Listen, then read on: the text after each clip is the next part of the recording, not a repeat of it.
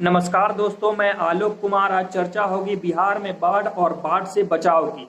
मानते हैं हम वर्षा को रोक नहीं सकते, बिहार के जो भौगोलिक परिस्थिति ज्योग्राफिकल लोकेशन है उसको भी चेंज नहीं कर सकते, लेकिन प्रॉपर प्लानिंग के जरिए बाढ़ और उससे होने वाले नुकसान को कम जरूर कर सकते हैं। आइए जानते हैं। गंगा नदी बिहार के बीचों बीच से पास करती है और बिहार को उत्तर और दक्षिण में बांटती है। उत्तर बिहार के लगभग 85% क्षेत्र फ्लड इफेक्टेड बाढ़ से प्रभावित होते हैं। उसका मुख्य कारण नेपाल से बिहार में प्रवेश करती हुई कई नदियां हैं, जिसमें सबसे पहला नाम है, जिसे बिहार का शोक भी कहा जाता है, कोसी नदी। सरयू, गंडक, बागमती, कमला और महानंदा, ये सभी नदी उत्तर बिहार में बाढ़ का प्रमुख कारण है। बाढ़ विशेषकर मानसून के समय यानी जुलाई टू सितंबर माह के बीच आता है। ऐसा इसलिए होता है क्योंकि इस समय दक्षिण पूर्व मानसून के कारण वर्षा होती है और नदी पानी से पूरा भर जाता है, और जब नेपाल में कोसी बैराज टूटने की कगार पर होता है तो उसे खोल दिया जाता है, जिससे कि उत्तर बिहार के लगभग सभी जिले बाढ़ की चपेट में आ जाते हैं। कोसी बैराज को भारत सरकार 1958 टू 1964 में बनाया गया था, जिसके कुल 56 फाटक है। उसे बनाने का मकसद बिहार को बाढ़ से बचाना था, लेकिन यह बैराज भारी वर्षा में विफल साबित होता है और इसे खोलना पड़ता है, जिसके बाद बाढ़ की स्थिति उत्पन्न होती है और करोड़ों लोगों की जिंदगी प्रभावित होती है और अरबों का नुकसान होता है। नेपाल से सटे सभी जिले, वेस्ट चंपारण, ईस्ट चंपारण, सीतामढ़ी, मधुबनी, सुपौल, अररिया और किशनगंज बाढ़ से बुरी तरह प्रभावित होते हैं। सीतामढ़ी जिला में बाढ़ का कारण नेपाल से आई बागमती और मधुबनी में कमला नदी होती है।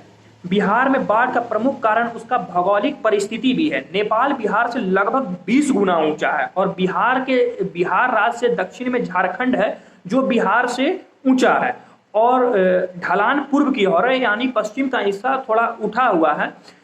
इस कारण से बिहार में एक तालाबनुमा आकृति बन जाता है, जिससे कि पानी का जमाव उत्तर बिहार में होता है। माना भौगोलिक स्थिति को चेंज करना असंभव है, लेकिन बाढ़ को मिनिमाइज करना या रोकना संभव है। कैसे संभव है, आइए जानते हैं। नेपाल से बिहार में आने वाली सभी नदियों पर बांध बनाया जाए।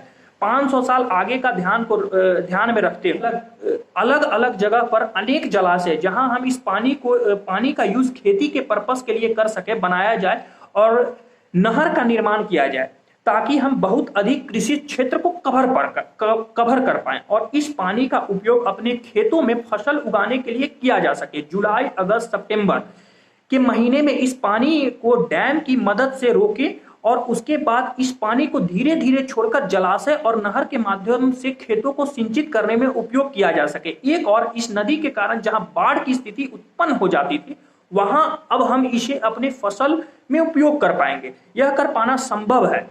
गुजरात में नर्मदा नदी पर नहर बनाया गया और नहर के ऊपर सौर ऊर्जा का प्लेट भी लगाया गया, ताकि वाटर इवापोरेट ना हो और बिजली की समस्या भी दूर हो।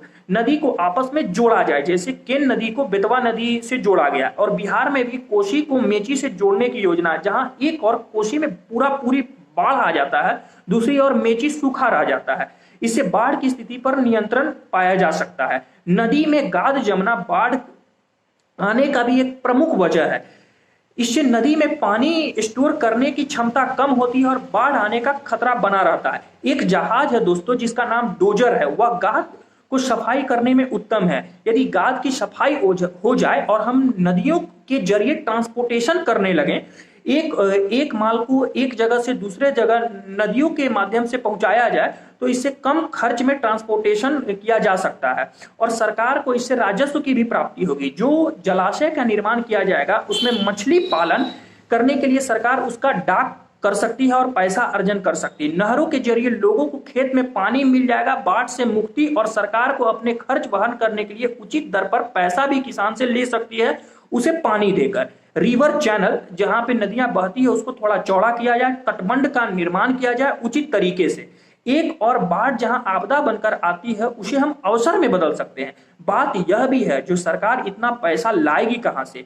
मैं आपको एक बात बता देना चाहता हूं, हर साल फ्लड रिलीफ के नाम पर अरबों रुपए खर्च किए जाते हैं, लोगों को मिलता है निराशा।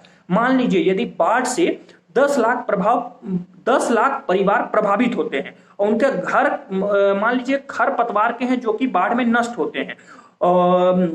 यदि एक का कीमत हम 40,000 रुपया भी लगा ले, तो टोटल 4,000 करोड़ का नुकसान होता है और उससे उसके बाद जो सरकार जो अनुदान देगी उसका खर्च, रोड इंफ्रास्ट्रक्चर जो बर्बाद होगा उसका खर्च, 2 महीने के लॉकडाउन में बड़े बड़े कंपनी की कमर तोड़ दी। तो क्या अपने बिहार में जहां बाढ़ की वजह से हर साल 2 महीने का लॉकडाउन होता, वहां कोई कंपनी इन्वेस्ट क्यों करना चाहेगी? सरकार की तरफ से भी कदम उठाए गए। 1976 में नेशनल फ्लड कमीशन बनाया गया, राष्ट्रीय बाढ़ आयोग। 1996 में भी रीजनल टास्क फोर्स का गठन किया गया। 1999 में national commission for water resource.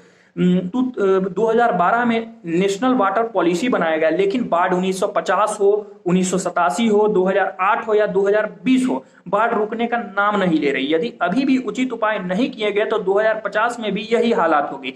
पश्चिम की तरफ पूर्वी भी भारत का ही हिस्सा है।